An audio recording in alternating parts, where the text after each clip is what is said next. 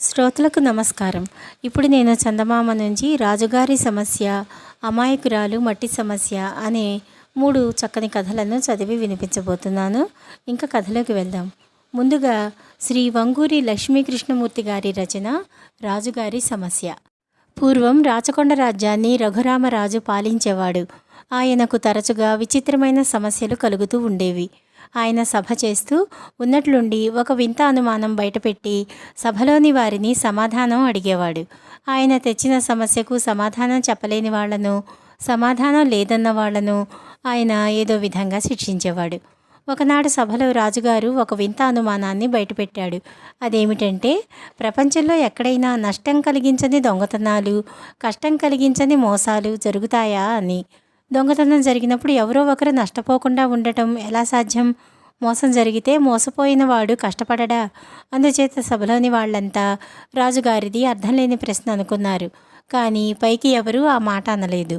ఎవరూ ఏమీ అనకపోవటం చూసి రాజుగారు మంత్రితో, అలాంటి దొంగతనాలు మోసాలు జరుగుతున్నాయనే నా నమ్మకం. అది ఎక్కడ జరిగాయో విచారించి 10 రోజులలోగా నాకు తెలియచేయాలి అన్నాడు. మంత్రి పని అయ్యిందని అందరూ అనుకున్నారు.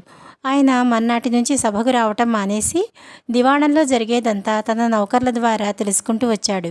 ఇది జరిగిన 2-3 రోజులకే రాజుగారికి ఎంతో ఇష్టమైన మచ్చలావుకు ఏదో జబ్బు చేసింది. దాని జబ్బు ఒకంతట నయం కాలేదు. అది నిశ్చయంగా చచ్చిపోతుందని కూడా అనుకున్నారు. కానీ అది చావక క్రమంగా కోలుకుని రాజుగారు మంత్రికిచ్చిన 10 రోజుల గడువు లోపలనే ఆరోగ్యం పొంది ఎప్పటికన్నా ఎక్కువ పాలు ఇవ్వనారంభించింది. మంత్రి తన గడువు పూర్తి అయ్యే లోపల రాజుగారి ప్రశ్నకు సమాధానం ఆలోచించుకుని 10వ నాడు యథాప్రకారం సభకు హాజరయ్యాడు. మంత్రిని చూస్తూనే రాజు, నష్టం కలిగించని దొంగతనము, కష్టం కలిగించని మోసము ఎలా ఉంటాయో అంతు చిక్కిందా అని అడిగాడు. అది విన్నవించుకుందామనే వచ్చాను. ఎవరికీ నష్టం లేని దొంగతనం నేనే చేశాను. తమరు ఆగ్రహించనని అభయమిస్తే మనవి చేసుకుంటాను అన్నాడు మంత్రి. చెప్పు చెప్పు అన్నాడు రాజు. మంత్రి ఇలా చెప్పాడు. మహారాజా, మీ సమస్యకు సమాధానం వెతుకుతూ నేను మన రాజ్యమంతా మారువేషంలో తిరిగాను. అలా తిరుగుతూ ఓనాటి సాయంకాలం కొత్తపల్లి గ్రామం చేరాను. అక్కడ ఒక భూస్వామి ఇంటి ఆవరణలో చావటానికి సిద్ధంగా ఉన్న ఒక మచ్చలావు కనిపించింది. ఆయన తన కమతగాళ్లతో, ఈ ఆవు ఎలాగూ బతకదు, చచ్చేదాకా దీన్ని మేపటము, వైద్యం చేయించటము, చచ్చినాక దీన్ని లాగేయించటము వగైరాల కింద ఇంకా ఎంత ఖర్చున్నదో తెలియటం లేదు అని విసుక్కుంటున్నాడు. ఈ మాటలు విన్న నేను ఆ రాత్రి ఆ గ్రామంలోనే ఉండి ఒక రాత్రి వేళ దాన్ని దొంగిలించి బండి మీద వేయించుకుని మన నగరానికి తెచ్చాను. నేను తెచ్చిన ఆవుకు ఉబ్బస రోగమని తగిన చికిత్స చేస్తే అది తేలికగా కోలుకుంటుందని వైద్యులు చెప్పారు. అయితే అదే సమయంలో తమ మచ్చలావు చావటానికి సిద్ధంగా ఉన్నట్లు విన్నాను. వెంటనే నేను దొంగిలించి తెచ్చిన ఆవును దాని స్థానంలో ఉంచి తమ ఆవును తీసుకుపోయి శ్మశానం చేర్చాను. అది దారిలోనే ప్రాణాలు విడిచింది. నేను తెచ్చిన ఆవుకు మన వైద్యులు చికిత్స చేసి బతికించారు.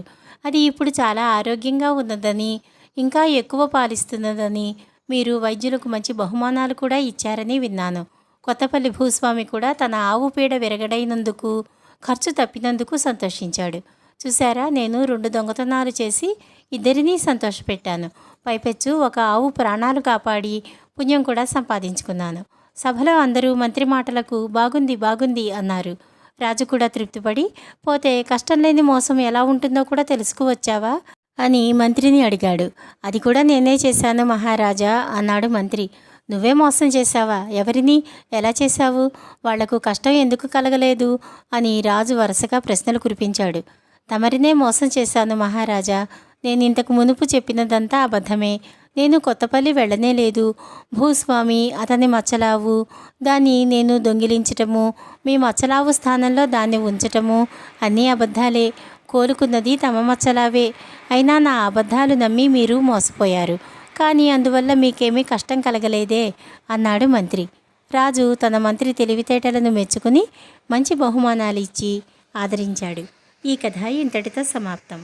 మరొక చిన్న కథ, అమాయకురాలు. కొత్తగా కాపరానికి వచ్చిన అమ్మాయికి జీడిపప్పు అంటే చాలా ఇష్టం. అత్తగారు చూడకుండా అటు వచ్చి ఇటు వచ్చి ఒక్కొక్క పలుకు నోట్లో వేసుకుంటూ ఉండేది. కొన్నాళ్ళయ్యాక అత్తగారికి అనుమానం కలిగింది. ముంతలో జీడిపప్పు తరిగిపోయిందని.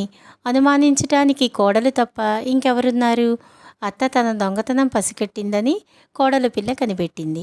ఒకనాడు ఆమె ఇల్లు ఊడుస్తూ నేల మీద పడి ఉన్న జీడిబద్దను ఎత్తి దానికేసి వింతగా చూసి, ఇదేం పప్పు అత్తయ్య అని అడిగింది.